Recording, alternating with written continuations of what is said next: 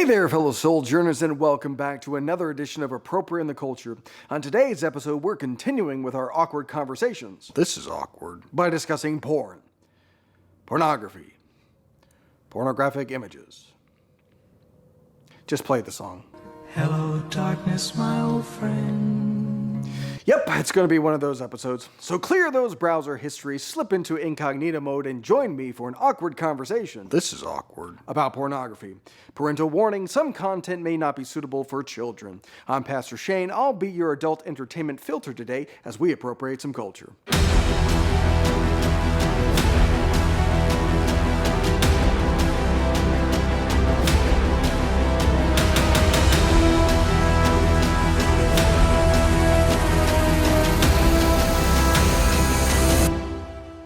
Our culture clearly has an unhealthy obsession with watching naked strangers fornicate. The pervasiveness and use of pornography is readily apparent to us and confirmed by nearly every study and data metric that we have.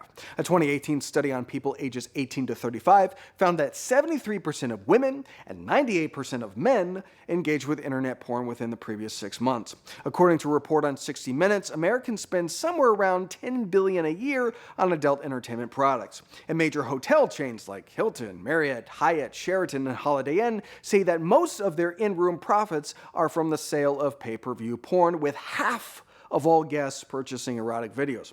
According to a study by the Barna Group, 43% of teens seek out porn at least monthly, 57% of young adults aged 18 to 24 seek out porn at least monthly, while 45% of adults ages 25 to 30 seek out porn monthly. The study also found porn use is on the rise among young women, and that 14% of senior pastors surveyed currently struggle with using porn, which is surprising. Doesn't seem that hard to use. I might have misread the poll. The point is, pornography is everywhere, and Christians and non-Christians alike are heavily wrapped up in it. But we all knew that already, and we all know it's wrong. Unlike with other sexual sins, there's no real pretense that pornography is virtuous. Homosexuality is celebrated, and things like premarital sex are viewed as good and healthy expressions of love in our culture. Pornography really doesn't get the same treatment. Now, of course, there are certain segments of our society that don't just tolerate or normalize pornography, but do actually champion it. But honestly, that's not the most common. More commonly, even where people do not morally object to it, where it might be permissible, it is still, at its best, an embarrassing thing. Premarital sex and the like can be construed as virtuous because at least it's an expression of some semblance of a relationship. It's not the proper expression of sex, but it's nearer to it. You know, our hearts might be dark, our consciences might be seared, we might use porn, we might watch porn, but still, very few of us find it actually praiseworthy. Even if our culture doesn't condemn it outright, we're still kind of skeeved out by it and embarrassed by it. And that's at least closer to the truth because the Bible regards it as sin. Now, just like we saw last week in regards to premarital sex, the Bible doesn't talk explicitly about pornography, but there is a clear condemnation. Jesus says in Matthew, "But I tell you that anyone who looks at a woman lustfully has already committed adultery with her in his heart."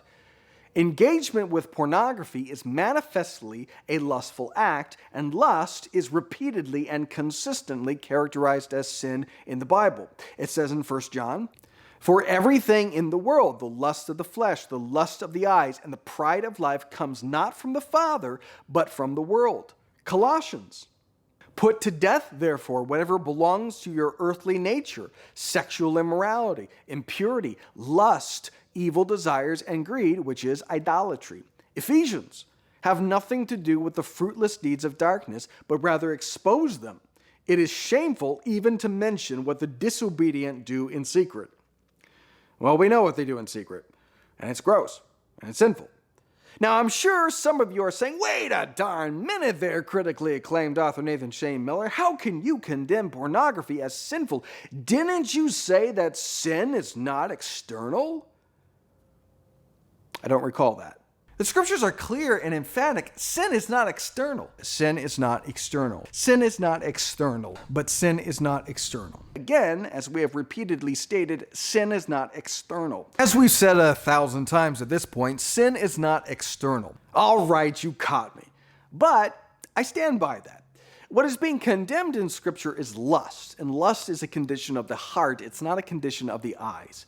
But the uniqueness of pornography as broadly being condemnable is due to the fact that the entire enterprise, from start to finish, its entire reason for existence is to elicit lust and to serve the desires of lust. That's its entire purpose. So it's hard to see how one would engage with pornography in a way that wasn't centered or motivated by lust. However, the principle still stands. Sin is not external. And yes, even when it comes to pornography. How is that possible? Well, let's go back to the Barna study. It said this: exposure to porn apparently increases in the teenage years, even if they aren't actively seeking pornography. 8% of teens responded to the survey say they encounter it daily, an additional 21% encounter it weekly, and another 21% encounter it at least once a month. Among young adults, 16% come across porn daily, an additional 32% weekly, and another 23% monthly. So that's dealing with the pervasiveness of porn, and that does happen. People can accidentally be exposed to it. It kind of happened to me the other day. I did an image search for a chastity belt, and some things popped up that were not chaste. Sort of the opposite, actually. So was that sin? Did I accidentally stumble into sin on my church computer, no less? I don't think so. But if so, it's because of this, not this. Because sin is not external. But let's push this further. Maybe you can accidentally, unintentionally see some porn, and that's not sin. But can you deliberately and intentionally look at pornographic images and not sin? I think the surprising answer is sin is not external. For instance, pornography has at various times and in various ways been outlawed in this country, including today. There's pornography that is banned.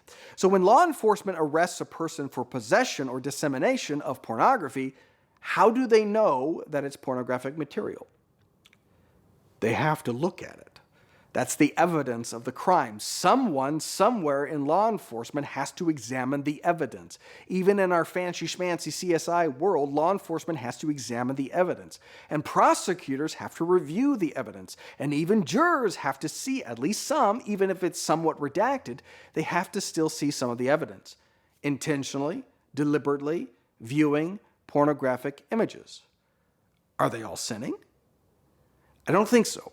Why? Say it with me.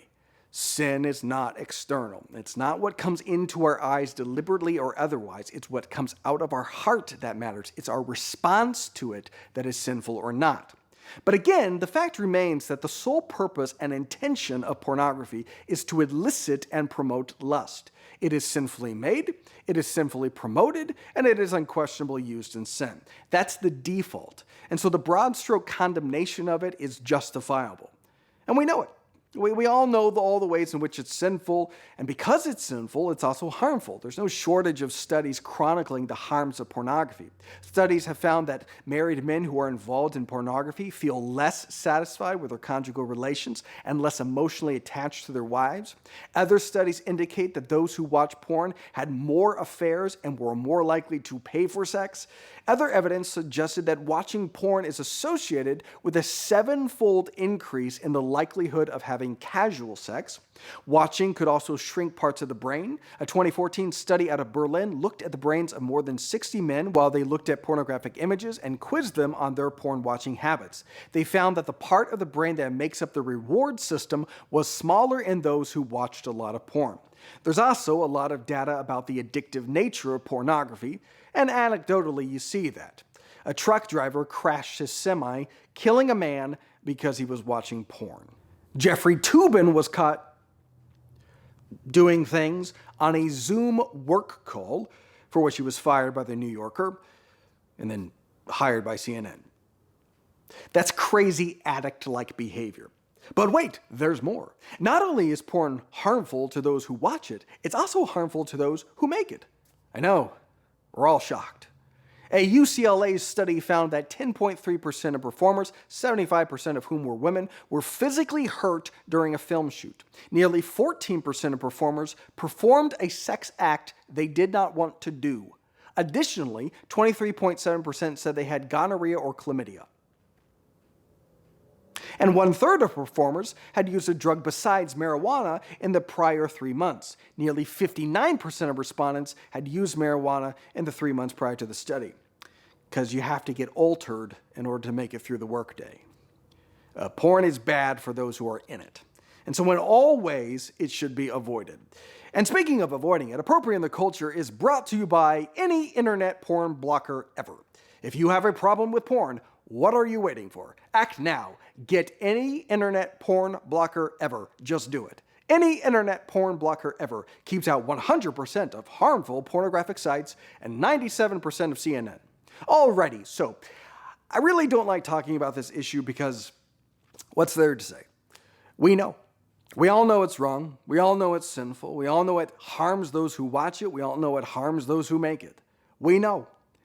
And yet, we still engage with porn anyway. G.K. Chesterton had a good quote here. He said, "Pornography is not a thing to be argued about with one's intellect, but to be stamped on with one's heel." We know, but we don't stamp it out, even as Christians. If you're steeped in porn, here's the answer. Stop it. You can just stop. Yes, you can. With God's help, you can simply stop it.